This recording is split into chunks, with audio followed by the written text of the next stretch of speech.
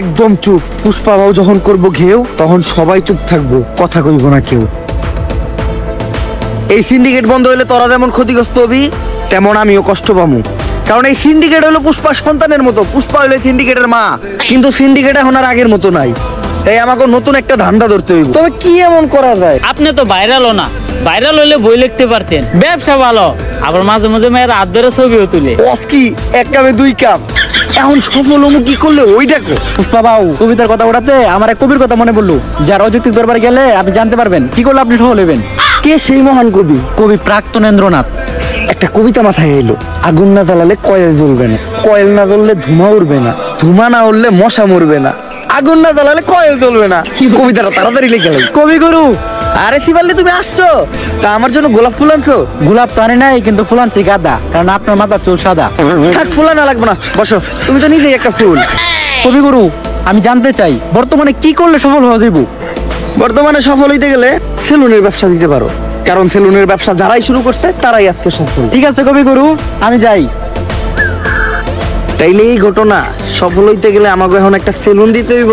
যা এখনই একটা সেলুন দেওয়ার ব্যবস্থা কর। সেলুনের ব্যবসা দিতে হইলেও কিছু যোগ্যতা লাগে। হয় আপনার টিকটকার হইতে হইব, নইলে আপনার বউ ব্যবসা করতে হইব। আমাকে এলাকায় একজন টিকটক বিশেষজ্ঞ স্যার আছে, ইনি হচ্ছে ওই টিকটক বিশেষজ্ঞ স্যার। এর চলাফেরা দিকে তো স্যার কম, ম্যাডাম বেশি মনে হয়। বাউ, টিকটকাররা সব উপরে দিয়ে স্যার, ভিতর দিয়ে ম্যাডামই। এই টিকটক একাডেমির আমি একমাত্র সফল প্রতিষ্ঠাতা ডিজে ঝাঁকানাকা রাব্বি। আমার এই প্রতিষ্ঠান থেকে বাংলাদেশের সব সফল ছাত্রী টিকটকাররা বেরিয়ে গেছে। শুধু তাই না, আমিও একজন স্বনামধন্য টিকটকার হিসেবে মিট আপের নামে বাংলাদেশের সব জায়গায় গিয়ে চর তারপর লাত্তিকোতা গিয়ে পুরস্কৃত হয়েছে। এই যে আমার এক স্টুডেন্ট আজকে আমাদেরই প্রতিষ্ঠান থেকে টিকটকের পড়ালেখা শেষ করে ছাত্রীর সার্টিফিকেট নিয়ে বের হয়ে যাচ্ছে। ভবিষ্যতে ওই বাংলাদেশের টিকটকে রাজ করবে। কিন্তু ওই কেমনে আপনি টিকটকে রাজ করবেন? যাবো এখন দুবাই, পালবো একটা অস্ট্রেলিয়ান গাবি, ভাই বেড়াতার ভিডিও দেখবে, সাথে থাকবে ভাবি।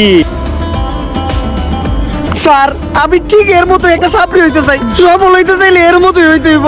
তার যেমনি হোক আপনি আমার এরকম একটা ছাত্রী টিকটকার বানায় দেন। এরকম টিকটকার হইতে চাইলে তোমাকে 3টা রুলস মেনে চলতে হবে। প্রথম রুলস, তোমার গেট আপ নিতে হবে ছাত্রীর মতো। দ্বিতীয় রুলস, তোমার মধ্যে কোনো লজ্জা শরম থাকা যাবে না। আর তৃতীয় রুলস, এই নাও এটা খাও। এটা কি স্যার? আরে এটা তো গন্ডারের মুখ। কিন্তু স্যার এটার কাজ কি? এটা প্রতিদিন সকাল বিকাল 2 বার পান করতে হবে, যার ফলে পাছার গু মাথায় চলে যাবে, তখনই তো মাথা থেকে বের হবে টিকটকের কন্টেন্ট।